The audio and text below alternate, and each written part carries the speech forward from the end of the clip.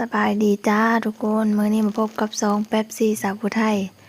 ฝ่ายเข้ามาเบิ่งคลิปนี้ก็อย่าลืมกดไลค์กดแชร์กดติดตามเพื่อแป๊บซี่ในเด้อ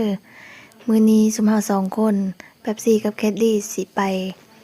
วัดมหาโศกเนาะมื้อนี้เป็นวันศีลดับได้มื้อนี้15ค่ำแฮม15ค่ำพอดีเลยสุมเฮาก็ได้มีโอกาสได้ไปวัดมหาโศกตั้งแต่มาแต่ไทยยังไม่ไปจักเทื่อมื้อนี้เราก็สิไป ว่าแต่ก่อนฝนตกทุกคนก็เลยบ่ได้ไปใส่เลยทีนี้มันแดดแรงแม่ก็เลยพากันไปตอนนี้เราก็มาแวะเติมน้ำมันเนาะเติม40,000ก็ฮอดแล้วทุกคน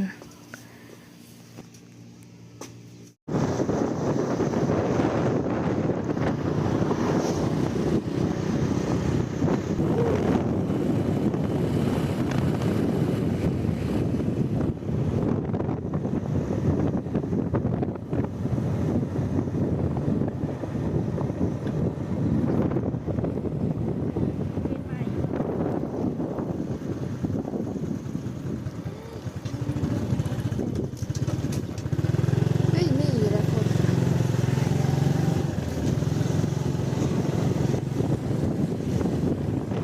ไอ้เนาะ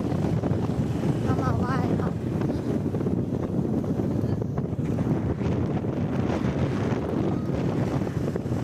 โอ้งามว่ะ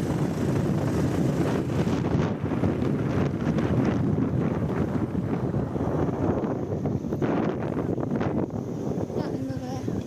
ฮะจากนั้นเนาะนี่ก็ได้ไม่ค่อยลงก็ได้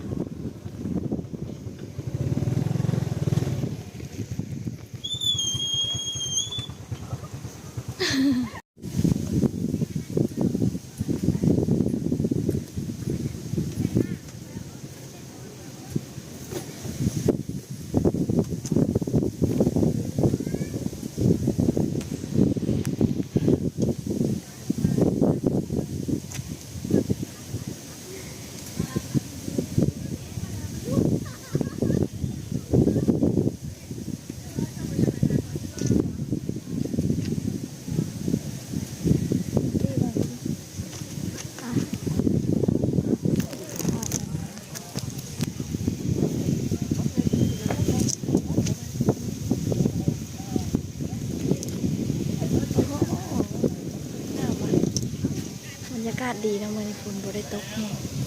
บ่ได้ถือไม้มาเลยไม้ค่ะลืม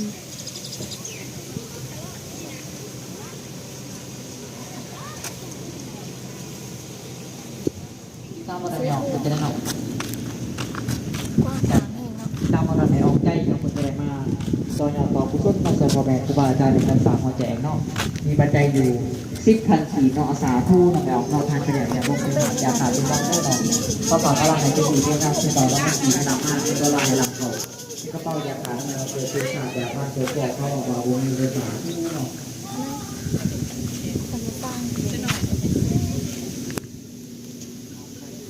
เขาจะสร้างวัด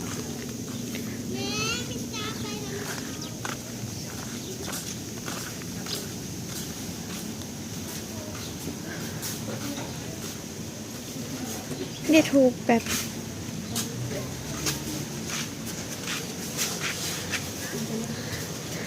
ฮะ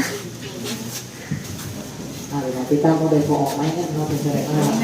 ตอนนี้ต่อผู้ต้นมาเกิดพ่อแม่ครูบาอาจารย์ในการสร้างหัวใจเรามีปัจจัยอยู่10,000 ขีด ขันเท่าไรเนี่ย มันเป็นอะไรเป็นร่างเรื่องระบอกมา ขันเท่าไร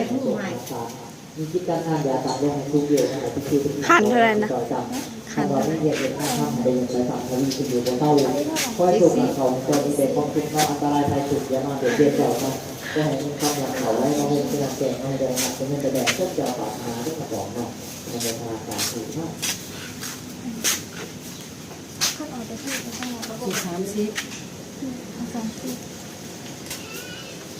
อาจจะถึงเนาะ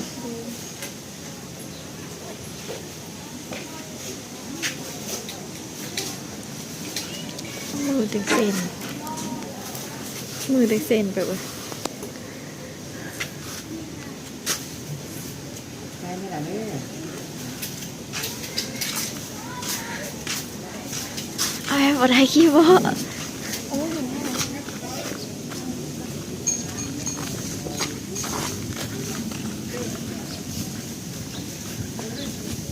อดีเข้ามาหอดแล้วกว้างขวางแห้งแล้วก็บอนไทยหูกระลาย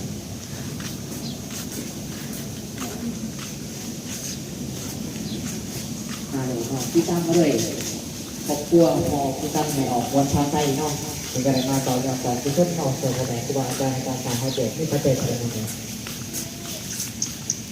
มีปัจจัยเป็นหาที่ท่านขี่ก็อาสาผู้เนาะ ไปไหว้กัน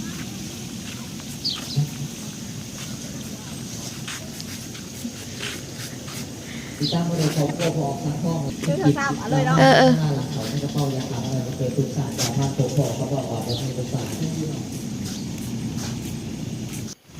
วิวคืองามแห้งแล้วก็ สถานที่ก็กว้างขวางเนาะพอยากมาลินมาขอพรมาถ่ายรูปก็สามารถมาได้เด้อทุกคนงามหลาย แบบเขาถุงยังไงอันนี้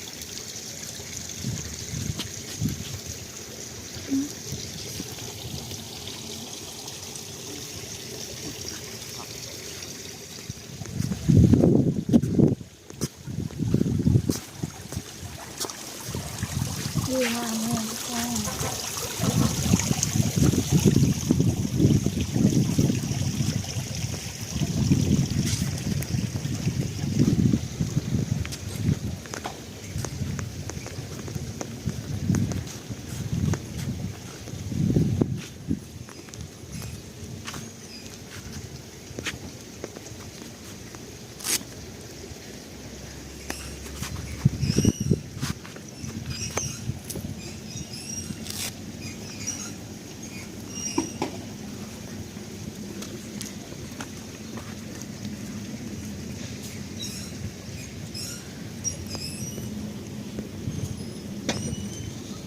ได้ยินเสียงยี่ดอกเน้นบอก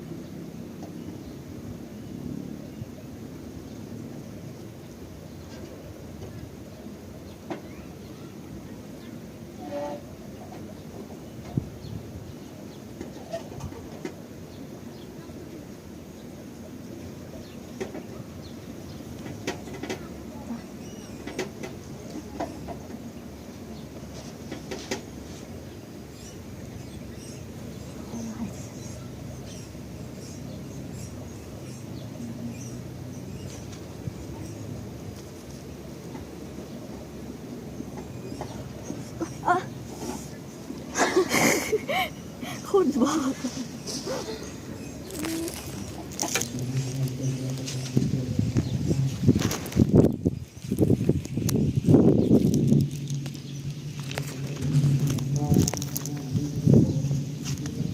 ปัก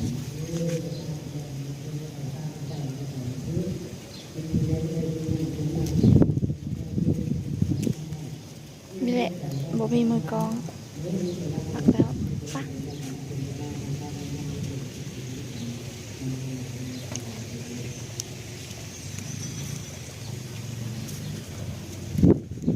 สิมาไหว้องค์นี้ต่อ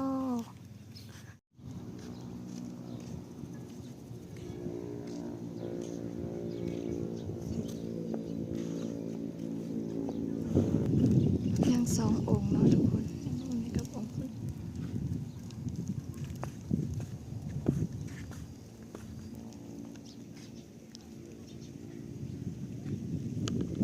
ทุกคนตอนนี้เราก็ไหว้แล้วหมดแล้วเดี๋ยวเราก็ซีเมอร์แล้วทุกคนเอ้ยนี่ก็คือวิวงามแฮงกับบรรยากาศดีมาก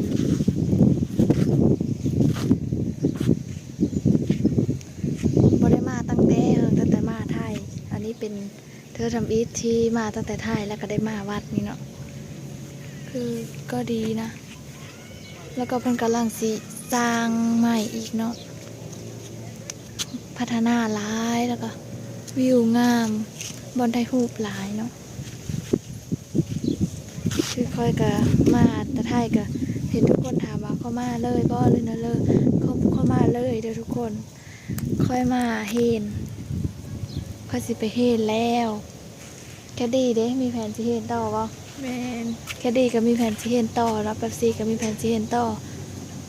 ไปไทยมาแล้วก็ไปเห็นบัดนี้ สำหรับนี้ก็บ๊ายบายฝากกดไลค์กดแชร์กดติดตามมาหน่อยเด้อ